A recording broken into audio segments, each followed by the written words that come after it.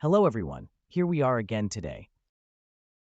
Some people write in the comments that what I say and do is for advanced electronics enthusiasts, and that if you are amateurs, you cannot follow along.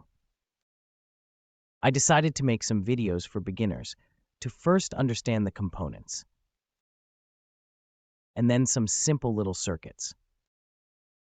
I will start with the transistor, which has replaced the vacuum tubes for the older generations, and it is the most important component found in all devices. I will first draw for you on paper the two basic types that exist, Ni and PNP transistor, to understand their operation. And then we will build a little circuit to see it in practice as well. So I will start with a little NPN transistor, which is designed this way. And I will tell you a couple of things so that we can remember the little transistors and how they multiply. So the NPN transistor is this one here with the emitter. The arrow points outward. I will say that the arrow is not random. That points outward. It shows us the flow of the current, the direction in which the current flows. In this specific transistor of the EKelectronics transistor, flows from the collector to the emitter when it is properly biased. So I'll also tell you about the biasing. So we usually find a positive voltage at the collector and a grounding at its emitter for the current to start flowing like this. And for it to amplify properly and start flowing, this pin here indicates the base, which is positive. So when we apply a positive voltage to the base here, it will be positively biased. Then the transistor will start to become conductive and current will flow from the collector to the emitter. That's the current flow. Otherwise, there is the 3-bar PNP. I want us to remember that the middle letter indicates the base and the connections where the base exists. So in PNP, remember that N stands for negative and P stands for positive. So I create a 3-bar PNP here now with the same arrangement. I create a 3-bar PNP here now with the same arrangement, but its emitter will have the arrow pointing inward. So here I put the arrow pointing inward, so the current flow is now from the emitter to the collector. This is how I want to remember it.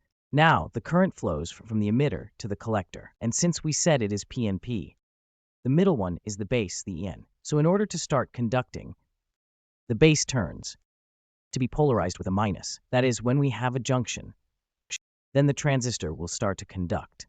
And since it will conduct,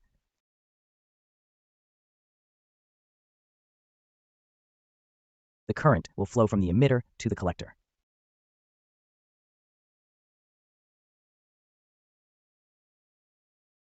So we usually find a positive at the emitter.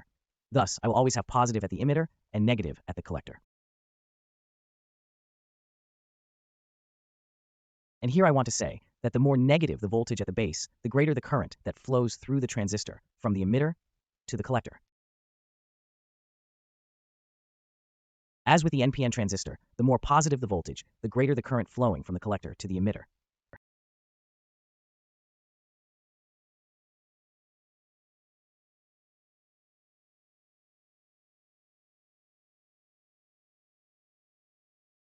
So I want us to remember these basics, because with them, we begin to build amplifiers, using transistors as switches, amplifiers, oscillators, and various other circuits found in all devices. Today, we will work with a simple circuit. We will use the transistor as a switch to activate a relay. And today, I will clear up your curiosity. How does this thing work? So let's go to this little restaurant. The current leaks from the commutator to the emitter. So wherever we place it, the relay, whether here on the commutator, we need to cut the wire and install a relay right here. Coil. Whether at the emitter here, the relay will work normally. We will find it connected both this way and another way.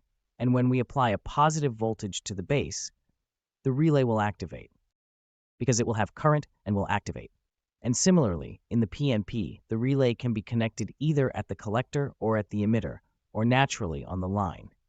And when we apply a negative voltage to the base, the relay will activate. I will quickly draw a circuit with an NPN transistor which I find more often in devices that works as a switch to activate a relay. This is how I will explain it on paper, and then we will also do the implementation on the breadboard. For input, I will use a button, at the base that is, and it will take from the positive power supply here of the circuit. Usually this command comes from some controller or some locked, or from a second transistor inside the circuits. Well, let's explain it a little. To energize the relay, we said current needs to flow through the transistor, this time from the collector to the emitter, like this. And for current to start flowing, we need to supply a positive voltage to the base. Positive voltage is applied when we press the button. So, positive voltage is applied here, passing to the base when we press the button. It becomes more positive, the base. The current starts to flow from the collector to the emitter, and the relay closes. The small diode that is right here next to it is reverse biased,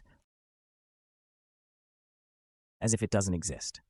Later, I'll explain what this little diode we put here at the ends does. And now, as soon as we release the switch button like this, here, the base through the 10 kilo ohm resistor acquires a negative potential, so the transistor stops conducting. The relay cuts off, but inside its coil, a current is generated, a reverse current that flows in this way.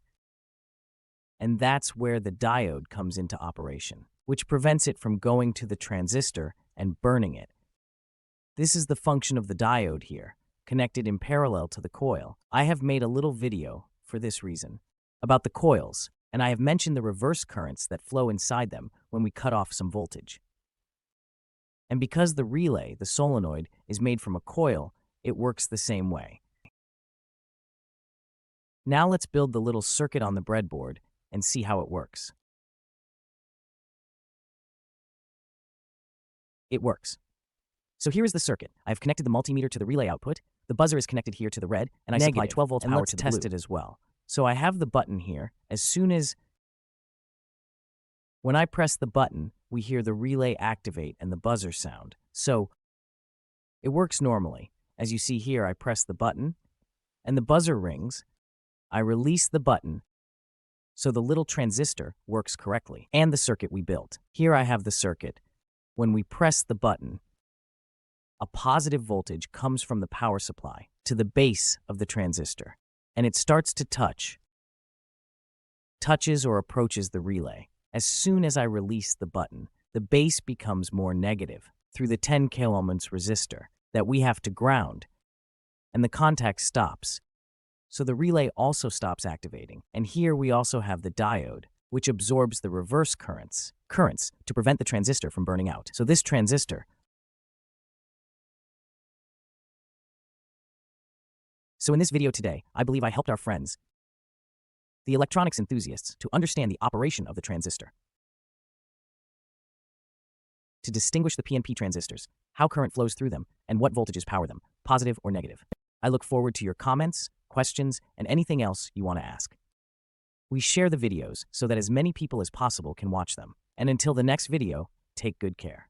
Hello.